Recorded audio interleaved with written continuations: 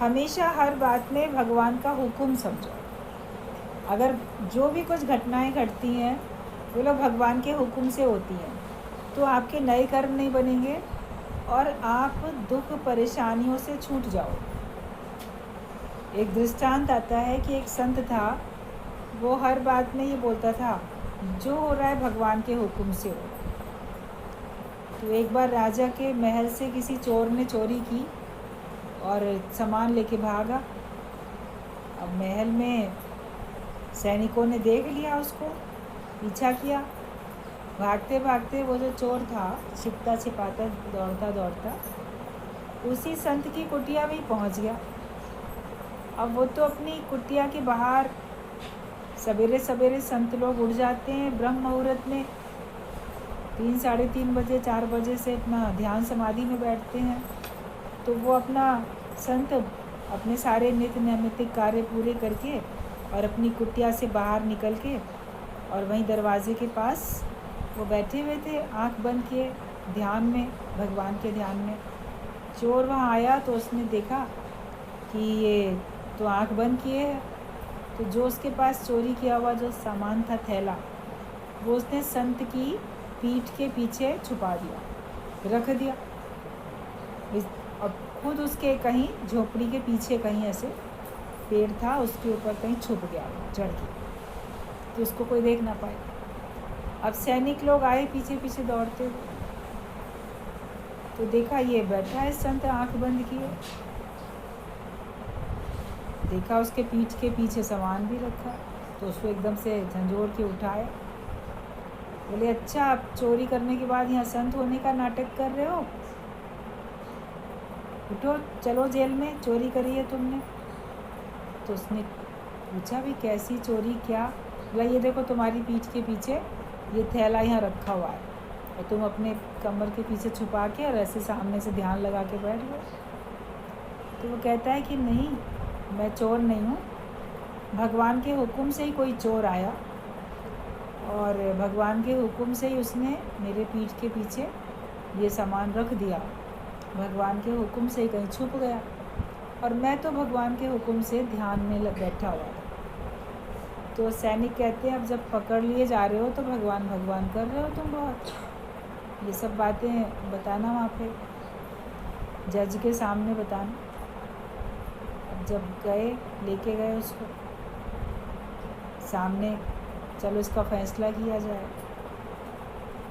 तो जो न्यायाधीश था उसके सामने भी उसने वही कहा। अच्छा, रास्ते में लोग कहें अरे संत जी आपको कैसे पकड़ लिया, आपने क्या किया? जो उसको जानते थे उसके संत को तो पूछने लगे, तो उसने वही बात दोहराई। तो उसने वही बात दोहराई कि भगवान के हुक्म से मैं ध्यान में बैठा था, भगवान के हुक्म से कोई चोर आया चोरी करके सामान लेके और वो ऐसे ऐसे छिपा के चला गया। भगवान के हुक्म से ये लोग आए, भगवान के हुक्म से उन्होंने मुझे पकड़ लिया, लेके जा रहे हैं। अब वहाँ जब ले गए हवालात में तो रखा एक रात, उसके बाद फिर उसको न्यायाधीश के सामने पेश किया, पूछा अपनी सफाई में क्या कहना है। वही सब उसने बातें भगवान का हुक्म आगे रखते हुए सच्ची बात बता दी। तो जो जज होते हैं, न्यायाधीश होते हैं, वो भी बड़े तजुर्बेकार होते हैं, बहुत उनको अनुभव होता है कि वास्तव में कोई सच बोल रहा है कि झूठ बोल रहा है, उनको पता होता है। तो वो समझ गए कि ये सच बोल रहा है। तो बोले हम सामान तो मिल ही गया, राजा का सामान तो मिल ही गया। राजा को भी लग रहा था ये संत नहीं कर सकता चोरी और इसमें इतना भगवान की भक्ति करता है, ज़रूर सच बोल रहा है, कोई और ही होगा। तो उसने भी कहा कि मेरा सामान तो अब हमें तो मिल ही गया, तो अब जैसे भी फैसला करेंगे। तो उसको छोड़ दिया गया कि उसके खिलाफ़ कोई आगे मुकदमा रखा ही नहीं गया। वो बाहर निकल आया, तो लोगों ने कहा अरे संत जी आप तो छूट गए बड़ी जल्दी। कहते भगवान के हुक्म से छूट गए, भगवान के हुक्म से पकड़े गए थे, भगवान के हुक्म से छूट गए। तो उसने हमेशा हर बात में आगे भगवान का हुक्म रखा। तो किसी के प्रति शिकवा शिकायत भी नहीं हुआ और वो अपने स्वयं में भी दुखी नहीं हुआ। जो हो रहा है, अगर हम अपने मन की शांति चाहते हैं तो हम समझें जो हो रहा है भगवान की मर्ज़ी से हो रहा है, तो हमारे मन में शांति बनी रहती है। और अगर हम सोचते हैं फलाने की मर्ज़ी से हुआ, मेरी मर्ज़ी से क्यों नहीं हुआ, उसकी मर्ज़ी चल गई, मेरी क्यों नहीं चली, तो हमारे तो मन अशांत होता है। अपनी मर्ज़ी को भगवान की मर्ज़ी में मिला के एक करना ज्ञानी जानता है और वो अपने को मन को मोड़ के वो सबके हिसाब से चल सकता है अगर वो चलना चाहे।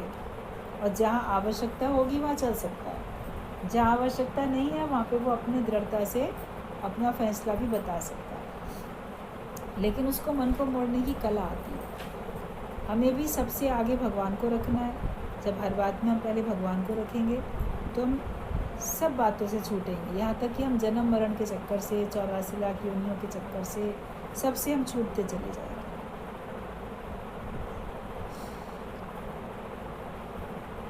नौकरी करो एक निराकार की। अगर नौकरी करनी है तो एक निराकार की नौकरी करो। तो तुम दुनिया में लोगों की नौकरी करते हो, बदले में पैसा मिलता है। कहीं जहाँ बदले में पैसा नहीं मिलता है, कुछ और चीज़ वस्तुएं मिल जाती हैं। और घर में भी सब नौकरी कर रहे हैं लेकिन उसमें बदले में कुछ मिलता नहीं है, चाकरी होती है। ये है कि हमें एक परिवार रहता है, सुरक्षा रहती है, वो सब कुछ मिलता है। मगर दूसरे को नौकर समझना कि मैंने इसको नौकर रखा है या ये तो मेरा नौकर है, इसको तो काम करना ही है, ये पैसा थोड़ी कमाता है, ये घर में बैठे बैठे खाता है, तो बदले में इसको कुछ तो काम करना ही है। ये समझना गलत है, क्योंकि भगवान के हुक्म से वो भी बैठ के जो भी कार्य कर रहा है। सभी लोग घर से बाहर निकल के, जितने भी घर के लोग होते हैं सभी लोग सर्विस करने चले जाते हैं, घर में ताला लगा के चले जाते हैं।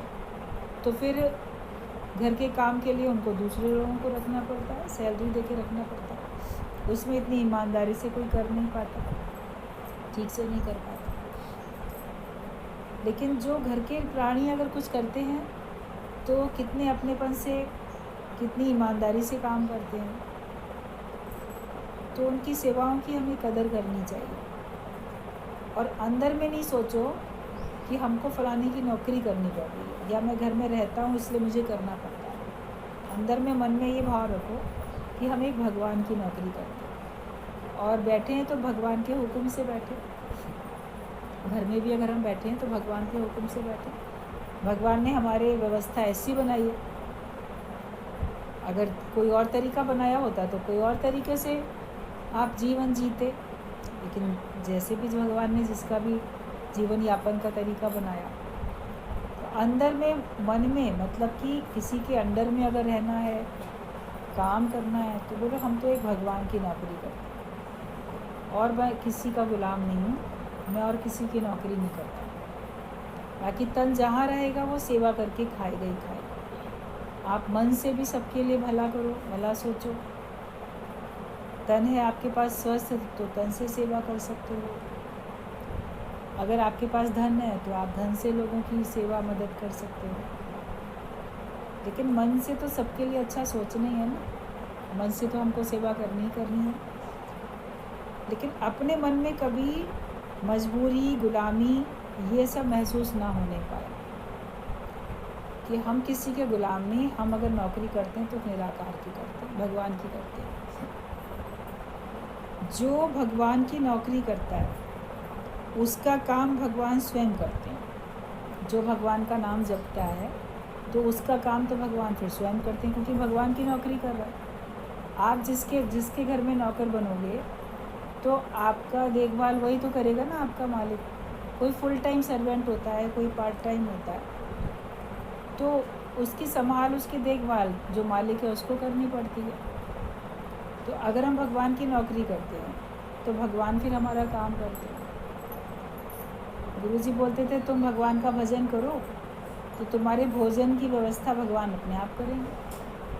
तुम भोजन की व्यवस्था करने के लिए दौड़ते हो लेकिन भजन में नहीं समय देते, तो फिर पता नहीं कितना भोजन तुम जुटा पाते हो कि नहीं जुटा पाते हो, क्या करते हो। लेकिन जो एक भगवान की नौकरी में रहता है उसको फिर भगवान अपने आप से देते हैं। देखने में आएगा कि ये बिना कुछ किए इसको मिल रहा है, वो चाहता नहीं, वो मांगता नहीं, लेकिन वो भक्ति में लीन है, तो भगवान ने उसकी वैसी व्यवस्था बना के रखी है। अगर वो अपना समय माया को कमाने में दे तो ज्ञान का धन कैसे इकट्ठा करेगा, और फिर ज्ञान का धन जब खुद ही इकट्ठा नहीं करेगा तो ज्ञान का धन लोगों को बांटेगा कैसे? उसके पास होगा तभी तो बांटेगा ना, उसके लिए उसको समय देना पड़ेगा। मगर बाहर से देखने में लगता है कि ये तो भक्ति करते, ये तो अकर्मण्य है, ये तो कुछ करते ही नहीं। एक बार एक संत बैठता था, कुटिया थी उसकी, आश्रम था छोटा सा, और वहाँ पे प्रवचन होता था, लोग आते जाते थे, और उसको आराम से वो बैठ के सबको ज्ञान सुनाए, और लोग सब आके उसको चढ़ावा देते थे, डोनेशंस देते हैं लोग, खाने पीने की भी चीज़ें देते हैं। उसी रास्ते से आगे कोई बिल्डिंग बन रही थी, तो कुछ मज़दूर भी थे, जाते थे रोज़ सवेरे सवेरे मज़दूरी करने के लिए, दिन भर पत्थर तोड़ें, ईंट गारा सीमेंट सब ढोएं, जो भी मज़दूरी करनी उनको थी, थक के चूर होके लौटते थे। जाते समय भी देखें बड़ी मस्ती से बैठा है संत, सब इसको इतना मान सम्मान मिलता है, खाना पीना बैठे बैठे मिल रहा है, और जो भक्त हैं वो लोग भी गा बजा रहे हैं। जब लौटे हैं तो भी देखे बहुत मस्ती से गा बजा रहे हैं, खाना पीना सब इनके पास चल रहा है। तो सोचते थे कि संत का बढ़िया काम है, हमारी तरह मेहनत भी नहीं करनी पड़ती, और इसको तो सब अपने आप दे देते हैं। तो ईर्ष्या होने लगी उन मज़दूरों को। 3 मज़दूर थे, वो तीनों दोस्त इकट्ठे आते इकट्ठे जाते थे, ऐसे बोलते जा रहे थे कि देखो ये इसका तो बड़ा अच्छा, आराम से बैठे बैठे इसको मिलता है। अब जब ऐसे आपस में बातें करते हुए जा रहे थे तो संत के आश्रम में जाने वाला कोई भक्त था, उसने सुन ली उनकी बातें, जाके गुरु को बताई कि वो तो ऐसे ऐसे कहते हैं मज़दूर। तो संत ने कहा कि जब ये कल सवेरे देखोगे ना जाते हुए, तो इन्हें इधर बुला लेना मेरे पास।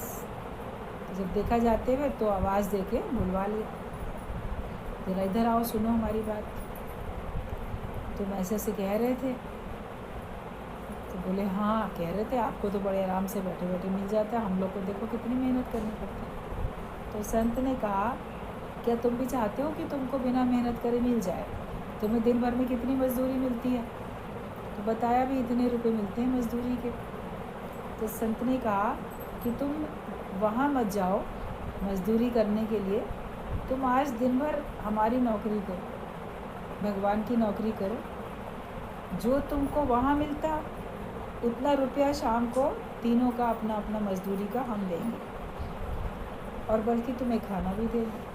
लेकिन जैसे वहाँ पे जो ठेकेदार या मालिक काम बताता है वो तुम्हें करना पड़ता है, या हम जो बताएंगे वो तुम्हें करना पड़ेगा। बड़े खुश हो गए, बोले हाँ ठीक है, सोचा यहाँ कोई बिल्डिंग तो बन नहीं रही है, आराम से कुछ क्या होगा। तो संत ने कहा ऐसा करो, एक एक माला दे दी हाथ में उनको, और वहाँ पे उनके आश्रम में छोटी छोटी कोठरियाँ बनी हुई थी, तीनों को अलग अलग एक एक कोठरी में बैठ जाओ, और ये है भगवान का नाम, इसको माला तुम्हें जपनी है लगातार।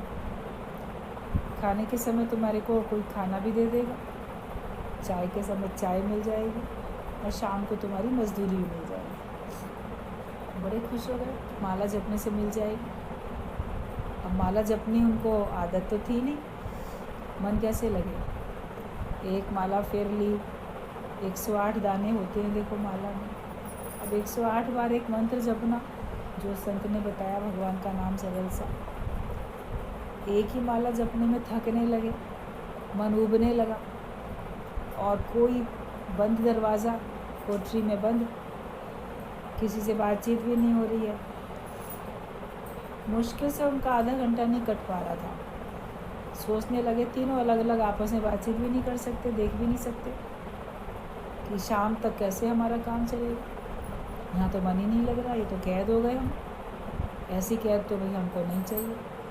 वहाँ तो मजदूरी भी करते हैं, हंसते बोलते भी हैं, पान बीड़ी भी पीते रहते हैं, सिगरेट, बातें करते रहे, काम करते रहे, खुली हवा में ऐसे बैठे हैं, उधर तो काम कर रहे हैं। ये तो बैठ के भगवान का नाम जपना तो बड़ा कठिन। अब करें क्या, दरवाज़ा तो बंद है। वो दोपहर का जब भोजन का समय होगा तब खुलेगा उनका दरवाज़ा, तब उन्हें कोई खाना देने को आएगा। दोपहर तक बहुत मुश्किल से उन्होंने बिना मन के जितना जपा नहीं जपा, ख्याल कहीं के कहीं। जब दोपहर में थाली लेके आए, जो आश्रम के जो और बाकी शिष्य थे, तो वो कहते नहीं हमें खाना मत दो, हमें बाहर जाना है। बोले तो गुरुदेव से बात कर लो भाई, आज्ञा ले लो। कहते ये लो अपनी माला, और ना हमें तुम्हारी मजदूरी चाहिए ना तुम्हारा खाना चाहिए, लेकिन हमें बस जाने दो। कहते क्यों, क्या हुआ? तो कहा ये बहुत कठिन है। हम समझते थे भगवान का नाम लेना बड़ा सरल है, लेकिन ये काम जो आप हमसे करा रहे हो ये बहुत कठिन है, हम ये नहीं कर पाएंगे। हमको तो सबके संग हंसना बोलना, खाना पीना, वही मन कर रहा है, तो ये काम आप ही करो, हम नहीं कर पाएंगे। तो वो चले गए, रुके नहीं वहाँ पे, वो लोग चले गए। सिद्धांत भी इसका यही है कि बाहर से देखने में आता है कि बड़ा सरल काम करते हैं। जैसे अभी एक सत्संगी प्रेमी ने बोला ना कि कभी तो लगता है बड़ा सहज है, बड़ा सरल है ज्ञान, लेकिन कभी बड़ा कठिन भी लगता है। तो जब हमारा मन में जगत के कोई ख्याल नहीं चलते हैं और ईश्वर से प्रेम है, अपने लक्ष्य पे नज़र है, तो हमको सरल लगता है और सहज लगता है। लेकिन जब हमारे अंदर कोई जगत की बातें दिमाग में आती हैं, कोई संसार के काम आते हैं, कोई जिम्मेदारियाँ, कोई और काम, तो फिर ज्ञान बड़ा कठिन लगने लगता है। जब मन को मोड़ना पड़ता है, माया से मन को हटाना पड़ता है, तो फिर ये बड़ा कठिन लगने लगता है। इच्छाएं संसार की हैं, अंदर संसार भर गया तो कठिन लगता है, लेकिन जब अंदर केवल भगवान है तो फिर ज्ञान हमको कठिन नहीं लगेगा। तो नौकरी निराकार की करना सबके बस की बात नहीं होती है। जो अपने पे बड़ी कृपा करते हैं, भगवान ने उन पे कृपा की, और साथ में जो अपने पे कृपा करते हैं, तो फिर वो भगवान में मन लगा पाते हैं। ध्यान लगाना, समाधि लगाना, जगत से मन को हटा के एक भगवान में ही रखना, ये सब अभ्यास करना पड़ता है। अभ्यास नहीं होता है तो पता नहीं दसों दिशाओं में हर एक का मन घूमता है। जब खाली बैठोगे तो आप देखो आपका मन कहाँ कहाँ जा रहा है, पास्ट में, फ्यूचर में, प्रेजेंट में, दुख में, सुख में। कभी कभी ऐसी बातें भी आपको कभी ख्याल में आ सकती हैं जो आपने कभी सोच के कभी सोची भी नहीं होंगी, सुन के अनसुना कर दिया होगा, देख के अनदेखा भी कर दिया होगा, मगर फिर आपके अंदर में वही ख्याल आएगा। कभी संसार के ख्याल आ जाएंगे। मन है ना, कहते हैं मन कभी तो बड़े बड़े जैसे समुद्र भी लांघ जाएगा परेशानियों के, नदियाँ बड़ी बड़ी समुद्र भी जैसे पार कर गया कि कुछ लगा ही नहीं। और कभी छोटी सी बात को भी पार करने में उसको कठिनाई होगी, तो एक नाली को भी लांघना मुश्किल लगेगा, और कभी तो बड़ी बड़ी भी बातों को भी लांघ के हम उस पार चले जाते हैं। तो ये मन है ऐसा, कभी बहुत बातों में भी दुखी नहीं होएगा, और कभी छोटी सी बात में बहुत दुखी हो जाएगा, आपको बड़ा दुखी मन करा देगा, आपकी आंखों से टप टप आंसू भी बह जाएंगे कभी छोटी बात पे। और सोचोगे मैंने जब इतनी बड़ी बड़ी परिस्थितियों में अपने मन को पाया कि मैं मजबूत हूँ, फिर अब मैं इतनी छोटी सी बात पे क्यों मैंने आंसू बहाए, अब मैं क्यों हुआ। तो ये मन है ना, कभी बहुत कुछ पार कर लेगा, मुकाबला करेगा, कभी नहीं करेगा। तो इसके लिए हमको हमेशा ज्ञान में रहना है, हमेशा साध संगत के बीच में रहना है, जलती हुई ज्योत के बीच में रहना है। तो तुम्हारे अंदर अज्ञानता का अंधेरा आएगा नहीं, कोई तुमको अंधेरे में रख ही नहीं पाएगा, क्योंकि तुम्हारी तो ज्ञान की ज्योत जली रही है। एक भगवान की भक्ति करते जाओ और सारे संशय भ्रम दूर करो। जो अभी बात चल रही थी शुरू में सारे संशय भ्रम हमारे दूर हो जाए कि तुम ही केवल एक शक्तिशाली हो, बाकी और किसी में कोई शक्ति नहीं। न तंत्र मंत्र, ना टोना टोटका, ना भूत प्रेत, इवन देवी देवता, किसी ग्रह गोचर, किसी में कोई शक्ति नहीं है। तुम सबसे ज़्यादा शक्तिशाली हो, क्योंकि तुम ब्रह्म स्वरूप हो, तुम ब्रह्म रूप हो, तुम आत्म रूप हो, तो तुम सर्वशक्तिमान हो। अपनी शक्ति को पहचानो, अपना रूप पहचान, समझ मन दर्शन, यही भगवान। अपना सच्चा रूप क्यों नहीं हम पहचानते? हम क्यों अपने को ये नाम रूप मान के चलते हैं? फिर उसी हिसाब से आप कमज़ोर बने हुए। संबंधी अपने को मान के बंध जाओगे। संबंधी जो संग में बंधे रहते हैं, मोह ममता से और कर्मों से बंधे रहते हैं, कर्म प्राणी हैं, तो फिर अपने को देह मान लेते हैं। ज्ञानी किसी के बंधन में नहीं आता और कभी दुख नहीं उठाता, नहीं वो किसी के बंधन में आता, नहीं जन्म पाता, नहीं कष्ट उठाता। वो आगे जन्म भी नहीं पाएगा, कष्ट भी नहीं उठाएगा। वो हर बात से छूटा हुआ, वो सब खेल को खेल करके देखता है। जो हो रहा है खेल हो रहा है, जो हो रहा है सब भगवान के हुक्म से हो रहा है। जिसको जो अच्छा लग रहा है वो करे। आप अपने आत्मा में रहो, आप अपने ज्ञान में रहो। आपका मन दूसरी बातों में क्यों जाता है? करो ना शिकायत, ना करो तुम पुकार, सदा ही शुक्र कर शुक्र में गुजार। हमेशा शुक्राने में दिन बिताओ। जो भगवान समय सामने लाता है उसको देख के खुश रहो। अच्छे के लिए, उससे और बेहतर के लिए आप प्रयत्नशील रहो। जितना भी आप जहाँ तक पहुँच गए, जितनी पढ़ाई पढ़ ली उसके आगे पढ़ाई पढ़ो। जिस नौकरी में पहुँच गया उससे बड़े के लिए मन होता है तो उसके लिए कोशिश करो। लेकिन ये कि खुश तो रहो। मिल जाता है तो भी ठीक है, नहीं मिल जाता है तो भी ठीक है। तो ज्ञानी तो हमेशा भगवान के ध्यान में रहता है, और वो नौकरी करता है तो एक निराकार है। और जो भगवान का नाम जपता है तो भगवान उसके काम स्वयं करते हैं। आप भगवान की भक्ति में लग जाओ, आप सत्संग में पूरा अपना जीवन समर्पित करो, तो आपकी सारी जिम्मेदारियाँ, आपके सारे काम आप देखोगे भगवान अपने आप पूरे करते हैं। हमने बहुत ऐसे अनुभव लिए, देखे। जो भी लोग पहले सत्संग में आते थे कहते थे बच्चे ठीक से पढ़ते नहीं हैं, नंबर कम आते हैं, सारा दिन बैठ के पढ़ाना पड़ता है, ऐसा वैसा। गुरुजी ने कहा सत्संग में तुम तो नियम से आओ, तुम तो पढ़ाई पूरी करो। उनके पे ध्यान दो, वो अलग बात है, लेकिन जो अपने सारे काम छोड़ के पूरा टाइम बैठे हो, पढ़ो, तो उनको भी सत्संग में ले आओ। तो फिर देखा बच्चे भी आ जाते थे माँ के साथ, और जो पहले नंबर कम आते थे उनके फिर फर्स्ट डिवीज़न में पास हो गए। तो जब रिज़ल्ट आया तो उसने आके इतनी खुशी से बताया कि लड़की तो कभी आज दिन तक फर्स्ट आई नहीं थी क्लास में, अब की बार फर्स्ट आ गई क्लास में। क्योंकि अब माँ ने भगवान पे सौंप दिया, और उसको भी भगवान को सौंपा, उसका भी गुरु से प्रेम। लेकिन एकाग्रता बन जाती है जब सत्संग में आने लगते हैं, तो दसों दिशाओं से मन हट जाता है, अपने लक्ष्य पे नज़र पड़ जाती है। और बच्चों को जब भगवान के हवाले अंदर में सौंप लिया तो भगवान उनके अंदर बुद्धि में उनके बैठ के उनके भी मन को एकाग्र किया। बाकी गुरुजी बोलते थे जिसको नहीं पढ़ना होगा तो तुम्हारे बैठे रहने पर भी तो नहीं पढ़ेगा, तुम उसके अंदर दिमाग में ज़बरदस्ती तो पढ़ाई डाल नहीं सकते। अगर वो नहीं याद करता है, नहीं पढ़ना चाहता है, तो क्या कर सकते हो? कह सकते हो, कह दो, समझा दो, अच्छा बुरा बता दो, और फिर भगवान के ऊपर छोड़ दो। मोह ममता से रहित होकर बैठ जाओ। जो जैसा जितना उसका पुरुषार्थ होगा उस हिसाब से उसको उसका फल मिलेगा। तो परिवार भी सबके धीरे धीरे हमने देखा सब अच्छे हो जाते हैं। जो भी फैमिली मेम्बर्स होते हैं उनके आपस में सही अंडरस्टैंडिंग हो जाती है कि आपके अंदर से भेदभाव मिट जाता है, आपके अंदर से वैर विरोध ख़त्म, तो दूसरे भी आपके लिए वैर विरोध नहीं रखते हैं।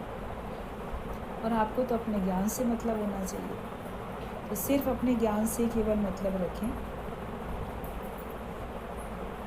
संयोग प्रेम की मृत्यु है और वियोग प्रेम का जीवन है। ये पॉइंट है कि जो संयोग है वो प्रेम की मृत्यु है और वियोग प्रेम का जीवन है।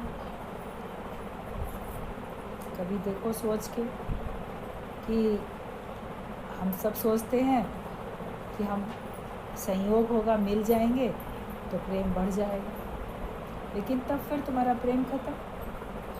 अब तो मुलाकात हो ही गई, और जब तक मुलाकात नहीं हुई होती है, मिलते नहीं हैं, तब तक उत्सुकता बनी रहती है, मिले मिले मिले। तो जो सूफ़ी संत, सूफ़ी फ़कीर जो होते थे, तो वो इस प्रकार की भावना में रहते थे। बोलते थे कि बस मिलना, भगवान तुमसे योग लगाना चाहते हैं, योग लगाना चाहते हैं, मिलना चाहते हैं, मिले मिले मिले, लेकिन हम कभी ज़िंदगी में मिले ना। कि अगर आपस में जैसे हमारा साक्षात्कार हो गया भगवान से, तो उसके बाद तो फिर मौन हो जाएगी, फिर क्या करेंगे, फिर कुछ करेंगे ही नहीं भाई। अब तो योग लग गया भगवान से, अब तो मिलके एक होगा, तो फुल स्टॉप लग जाएगा ना हमारे प्रेम को। ऐसे तो उत्सुकता में हमारा प्रेम विरह में दिनों दिन बढ़ता रहता है, भगवान तुम कब मिलोगे, भगवान तुम कब मिलोगे। तो वो इस प्रकार की फीलिंग में सूफ़ी संत जो होते हैं, उसको वो एंजॉय करते हैं, इस प्रकार की स्थिति को, उसमें खुश होते हैं। और वो वियोग वाले जो गीत हैं भक्ति के, उनमें उनको आनंद आता है, संयोग वाले में नहीं आता, उनको वियोग वाले में आनंद आता है। मतलब वो इसलिए ताकि उनका प्रेम बढ़ता रहता है, दिनों दिन उनको चाह बनी रहती है। तो हमें भी परमात्मा मिला ज्ञान मिला। गीता भगवान ने कहा कि तुम्हारा ऐसा हो कि जैसे रोज़ कलाएं बढ़ती चली जाए। ये नहीं कि हमको पूर्ण हो गया, ज्ञान भी मेरा पूरा मिल गया मुझे, तो फिर आगे अगले दिन से तुमको चाह ही नहीं होगी ज्ञान को। अब तो हमने सब जान लिया, अब तो हमने सब समझ लिया, तो उन्नति नहीं होगी ना। तो सीखने की खिड़की हमारी हमेशा खुली है, और सीखते जाएं, और अनुभवी बनते जाएं, और ज्ञान को पक्का करते चले जाएं। जितना हमने पक्का किया उससे और अधिक पक्का करते चले जाएं, तो फिर हमारा ज्ञान भी बढ़ता जाता है। जगत की बातों में क्या रखा है, क्या मांगूं कुछ स्थिर न रहा है। क्या मांगे भगवान से, स्थिर रहने वाला तो कुछ है ही नहीं। गुरु ने एको ओम सतगुरु प्रसाद हमें दे दिया। गुरु का जो वचनों का प्रसाद था वो हमको मिल गया। कोई बोलता है हम लोग गुरु को बड़ी भेंट करते हैं, देते हैं, लेकिन गुरु तो हमको कुछ देता ही नहीं है। तो पदार्थ देते हुए नहीं दिखता है, लेकिन वो जो अनमोल ज्ञान का खजाना है, वो जो देता है, जिससे तुम्हारे अंदर शक्ति आती है, तुम्हारी स्थिति बनती है, तुम्हारी माया कटती है, अज्ञानता का नाश होता है, और हम परमात्मा से मिलके एक हो जाते हैं। तो ये सब जो कार्य करता है गुरु, तो ये क्या कम है? ये वो है कि कोई कर सके ना, गुरु ने ऐसा काम किया। वो हमको बाहर से पदार्थ देते हुए नहीं दिखता, लेकिन अंदर ही अंदर वो हमको सब कुछ दे देता है। इतना हमको भरपूर कर देता है कि अब आप कभी अपने जीवन में सोच के देखो कि मेरा मन क्या चाहता है, तो आपका मन बोलेगा मेरा मन कुछ चाहता ही नहीं। अब किसी चीज़ की भी तलब नहीं, कुछ भी पाने के अंदर में चाह नहीं है, ये मिले वो मिले, जो मिलेगा उसका शुक्राना गाओगे, स्वीकार करोगे परमात्मा की सौगात समझ के, लेकिन एक ललक नहीं होगी, चाह नहीं होगी कि मुझे ये भी मिलना चाहिए वो मिलना चाहिए।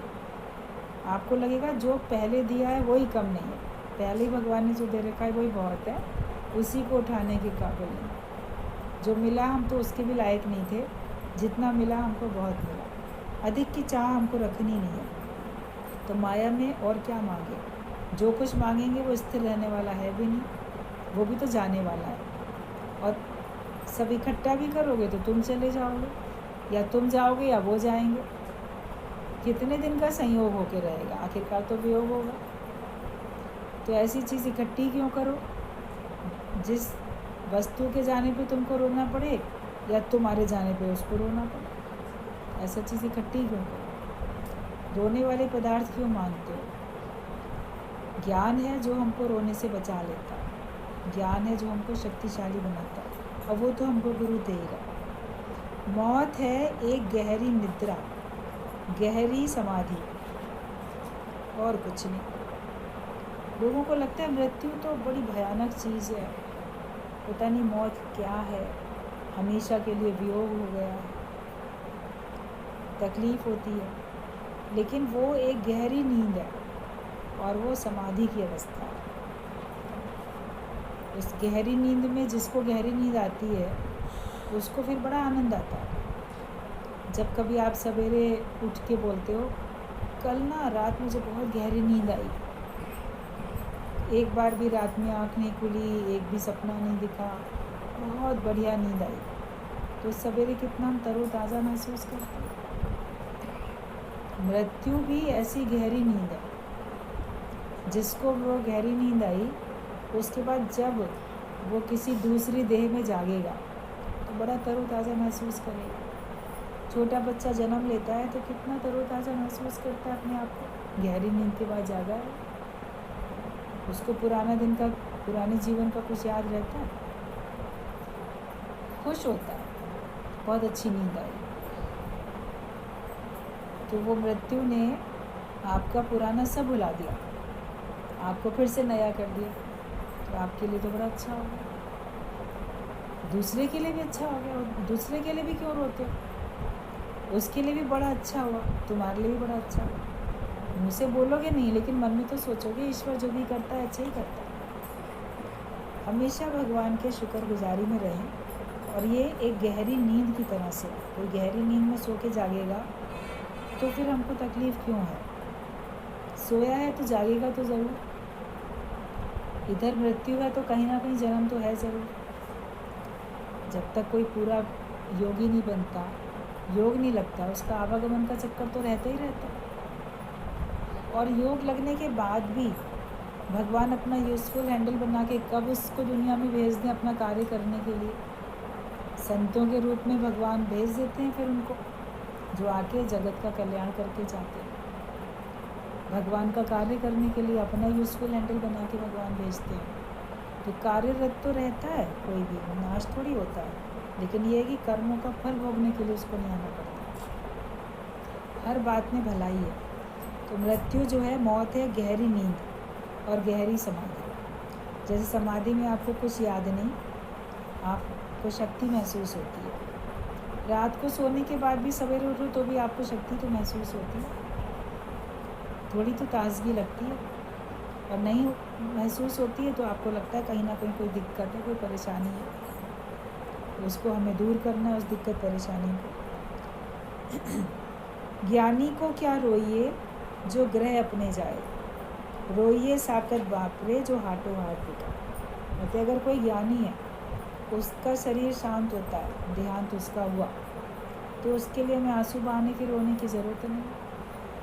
अफसोस तो उनके लिए करो, रोना उनके लिए करो जो 84 लाख योनियों में जाके भटकेंगे, जिन्होंने ज्ञान नहीं पक्का किया, जिन्होंने अच्छे कर्म नहीं किए, तो उनके लिए अफसोस होना चाहिए, उनके लिए रोना चाहिए कि बड़े दुख की बात है, वो पता नहीं कहाँ कहाँ भटकेगा। इसीलिए भगवान उसकी आत्मा को शांति दे देना, उसको भटकने से बचा लेना, अच्छी प्रार्थना कर लेते हैं, उसके नाम की पूजा पाठ भी कर देते हैं कि वो अपने जीवन में नहीं कर पाया तो उसके निमित्त में दान पुण्य कर दूँ, अपने जीवन में नहीं कर पाया तो इसका फल उसको मिल जाएगा, तो कुछ उसको अच्छा हो जाएगा। जो भी भावना सब लोग रखते हैं उसी हिसाब से करते हैं। तो किसी के लिए भी हमको आंसू बहाने की ज़रूरत नहीं है। सब अपने अपना कर्मानुसार अपना जीवन जीते हैं और अपना भाग्य अपने कर्मानुसार सब बनाते हैं। तुम देह की कीचड़ में रहकर भी भोगों से, विकारों से ऊपर निर्लेप न्यारे रहने वाले बनो, तभी ज्ञानी कहलाने के योग्य।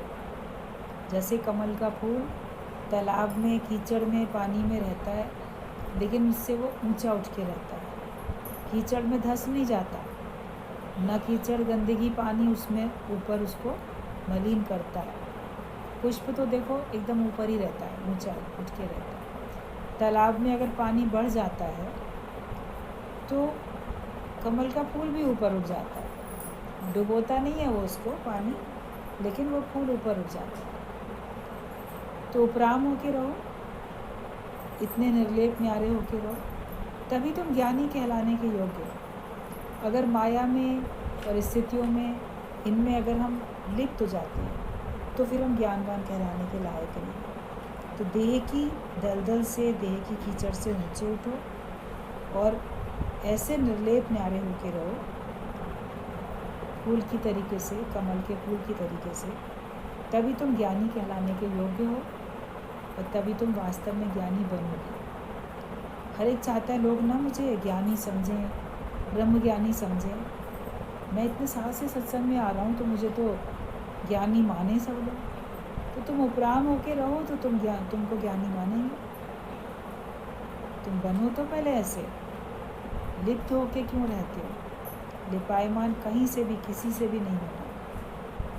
तभी सत्संग में आना और ज्ञान सुनना हमारे लिए अच्छा है और तभी हमारा जीवन सफल भी होता है। तो ज्ञानी केवल कहलाओ नहीं, ज्ञानी बन जाओ, निर्लेप न्यारे होकर सबको रहना।